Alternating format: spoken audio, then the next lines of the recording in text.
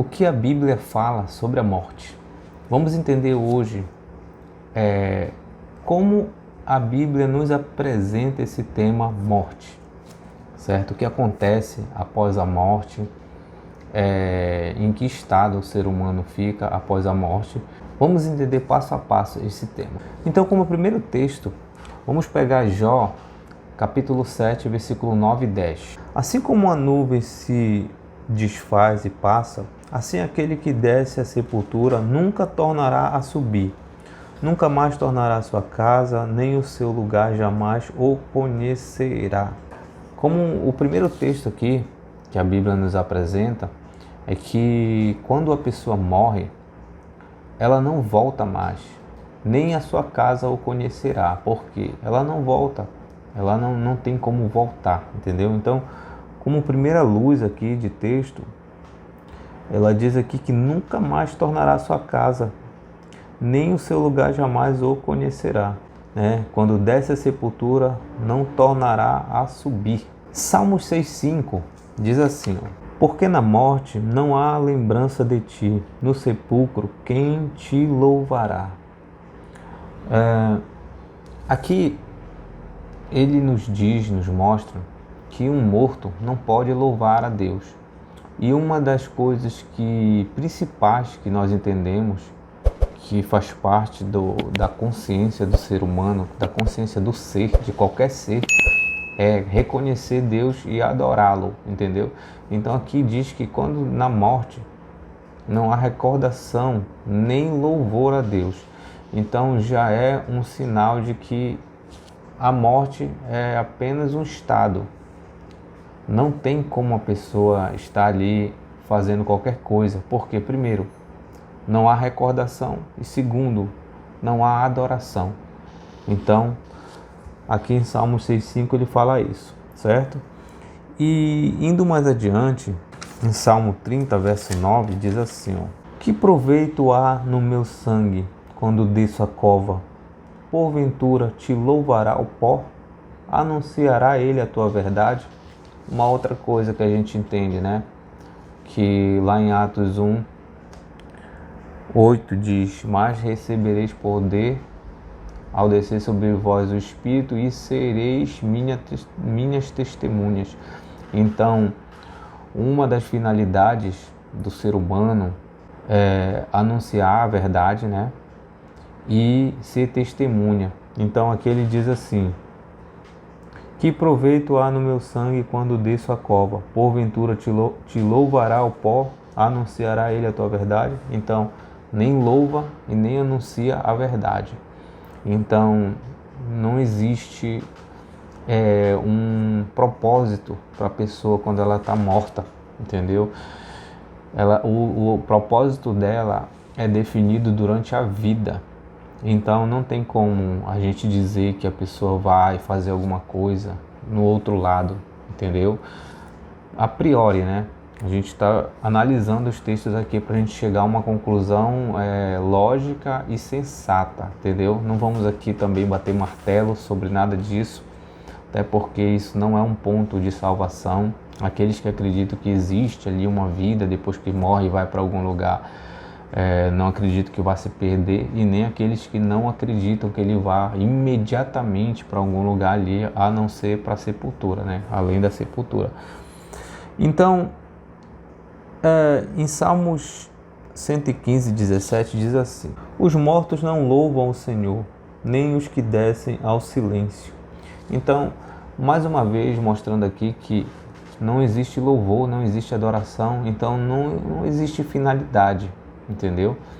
E ele chama a morte de lugar do silêncio. Então não existe, o lugar do silêncio é o cemitério, né? A sepultura é o lugar do silêncio, onde não existe barulho e nem ele mesmo pode ouvir nada, porque ele está num estado de inconsciência, estado de dormência, entendeu?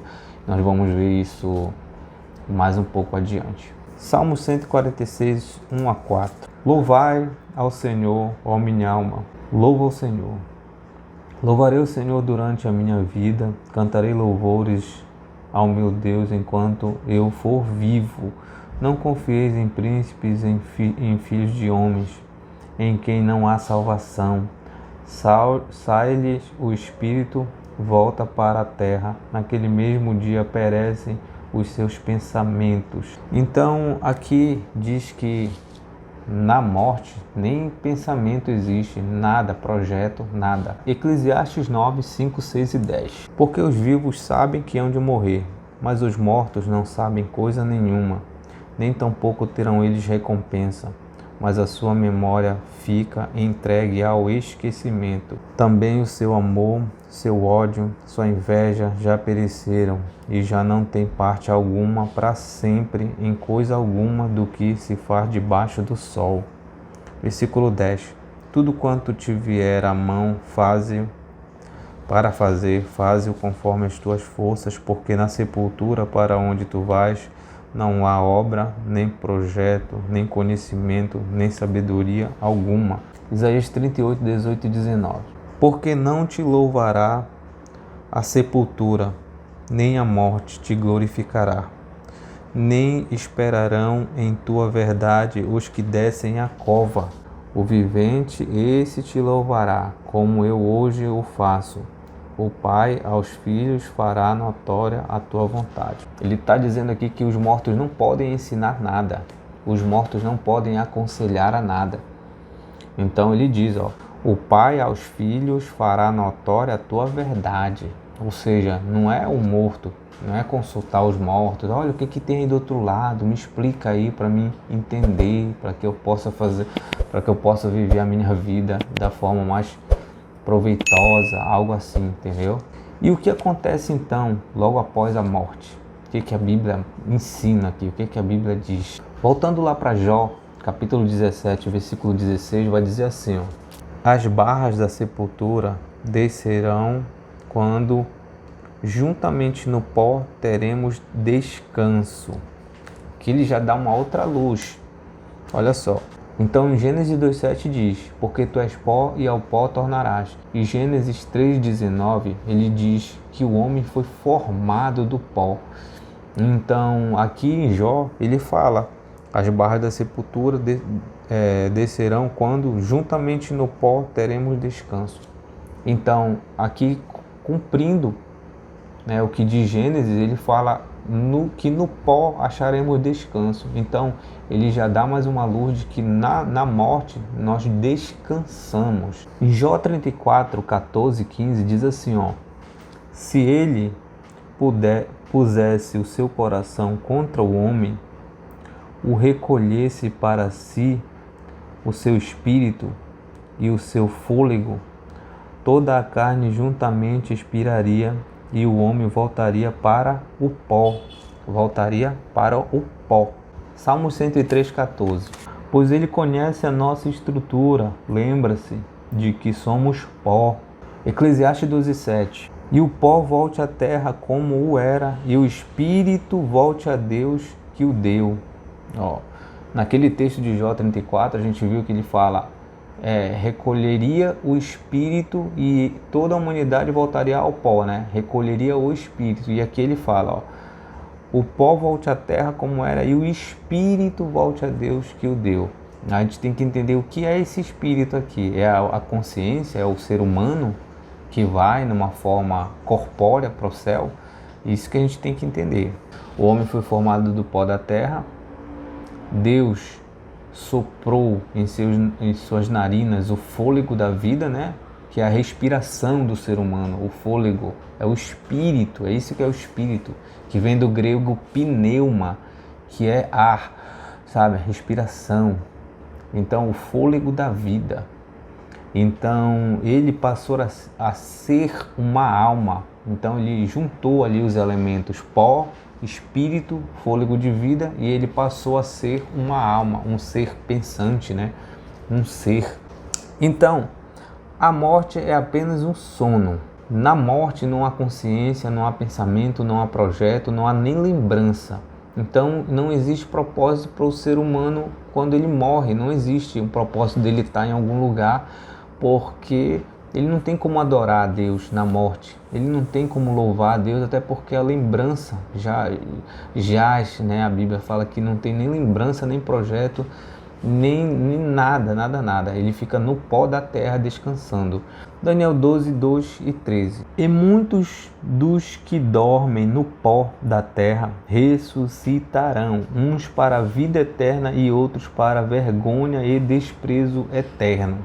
Então aqui já está falando, e muitos do que dormem no pó da terra ressuscitarão. Que dormem, fala que a morte é um sono. E o versículo 12 diz assim, 13, né? Tu, porém, vai até o fim, porque descansarás e te levantarás na tua herança no fim dos dias. Descansarás. Então ele usa esse termo aqui. Por que descansar? Ele vai dormir no pó da terra também. Marcos 5,39 diz assim, ó, e entrando disse-lhe, por que vós alvoroçais e chorais? A menina não está morta, mas dorme. Ou seja, ele falou que a menina, a filha de Jairo, né, não estava morta, estava dormindo. Ele chamou a morte de sono. Por quê? Porque aqui ele já está falando da morte do sono, porque existe a morte definitiva, que é a segunda morte, e existe a morte do sono. João 11, 11 a 14. Assim falou e depois disso disse-lhes, Lázaro, nosso amigo, dorme, mas eu vou despertá-lo do sono. Disseram-lhe os discípulos, se dorme estará salvo. Mas Jesus dizia isto da sua morte. Eles, porém, cuidavam que lhe falava do repouso do sono. Então Jesus disse-lhes abertamente, Lázaro está morto. Ou seja, ele não estava negando o fato de que Lázaro estava morto, mas ele falou que Lázaro estava dormindo, ou seja, estava num estado de sono. Ele não disse assim, Lázaro foi para os braços de Abraão, entendeu? Até porque, isso é um ponto interessante a gente abordar, que se a pessoa morresse e fosse para um lugar para algum tipo de recompensa, né, para o seio de Abraão, para algum tipo de lugar intermediário, seria até incoerente Jesus chamar Lázaro de volta de lá. Seria até algo, porque esse mundo só é sofrimento. Aí você já pensou, Lázaro está lá no seu descanso, gozando das maravilhas do seio de Abraão ali, em um lugar bom, e Jesus chama ele de lá para cá. Então isso é incoerente com a Bíblia. É a mesma coisa com o que ele fez com a filha de Jairo. Ela estava dormindo, ela estava num lugar melhor, com certeza. E aí ele chama a pessoa de lá daquele lugar melhor para voltar para o sofrimento dessa vida aqui. Então não faz sentido isso. Se fosse assim, né? Se a pessoa fosse para um lugar de felicidade, de consolo, de recompensa, entendeu? 1 Coríntios 15, 51 diz assim, ó, eis que vos digo um mistério, na verdade nem todos dormiremos, mas todos seremos transformados. Nem todos dormiremos. Em 1 Tessalonicenses 4, 13 e 14 diz, não quero, porém, irmãos, que sejais ignorantes acerca dos que dormem, dos que já dormem, para que não vos entristeçais como os demais que não têm esperança. Porque se cremos que Jesus morreu e ressuscitou, assim também aos que em Jesus dormem, Deus os tornará a trazer com Ele. Mais uma vez mostrando que a morte é um sono, entendeu? Que a pessoa está no estado de sono. E aí algumas pessoas podem pegar o texto de Samuel, né? E dizer, mas como é que Saul invocou Samuel e Samuel subiu lá, entendeu? Samuel apareceu para Saul quando a necromante lá chamou ele, a vidente. Então, o que a gente pode tirar daquele texto é o seguinte, é que Jó fala que o que desce à sepultura jamais volta a subir.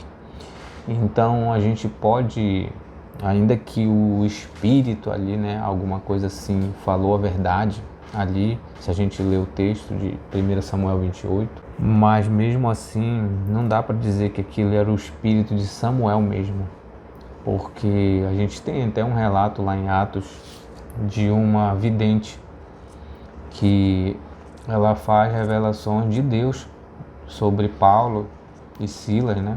E que mesmo assim não era um espírito bom, né? Tanto é que Paulo expulsa aquele espírito. E então, Lucas 16, 19 a 31, como é que fica esse texto, né? Se a gente for pegar o rico e o Lázaro, né? Que o rico foi para o inferno e Lázaro foi para o seio de Abraão, né? E ficou lá falando, e o rico falava do inferno e Lázaro falava, e Abraão falava em um lugar também lá intermediário. Assim, o que eu tenho para falar sobre esse texto, que dá para entender ali, até pela própria Bíblia, pelo contexto geral da Bíblia que a Bíblia apresenta, é que primeiro o seio de Abraão era um lugar que eles acreditavam ali que a pessoa ia após a morte, né? Era uma crença daquela época, até porque como que fica, quer dizer que Abraão se tornou um elemento, um lugar, Abraão se tornou um lugar, o seio de Abraão, entendeu? Então era algo que eles acreditavam. Ali, por que a gente entende assim?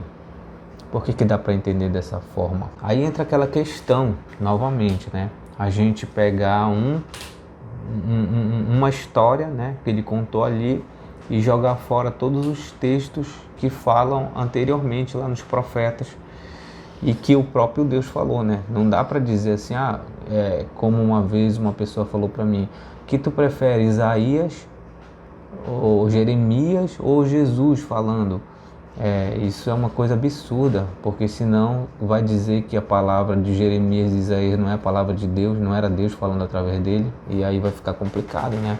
Jesus quis trazer uma história, segundo a crença dos próprios judeus ali, que acreditavam que até hoje é assim, né?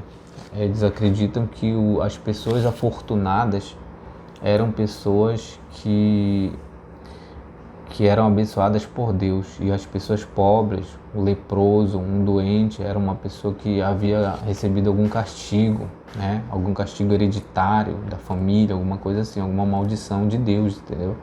Eles tinham essa crença, e Deus pegou essa história, né, do rico e de Lázaro, né, para trazer uma lição moral naquele momento ali, porque não dá para anular o fato de que os mortos não conhecem nada, não sabem nada, não louvam a Deus. Não é um ponto para gerar polêmica ou discussões, entendeu? Até porque eu acredito que a pessoa acreditando que vai para algum lugar ou não acreditando, isso não é um ponto de salvação, não é um ponto da pessoa se perder ou não, entendeu? Ela acreditando ou não, porque é algo que não deixa claro, né? Para mim é claro o que acontece, porém para algumas pessoas é claro de uma outra forma, entendeu? Acham que a pessoa vai para ali, dizem até o que acontece lá do outro lado sem nunca terem visto, entendeu? Então, assim, acredite como você achar que deve acreditar, estude a palavra de Deus. Eu acredito que aqui fica claro dessa forma para mim.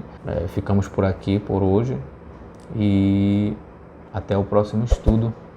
Se inscreva-se no canal, deixe seu joinha, ative o sininho das notificações e até o próximo estudo.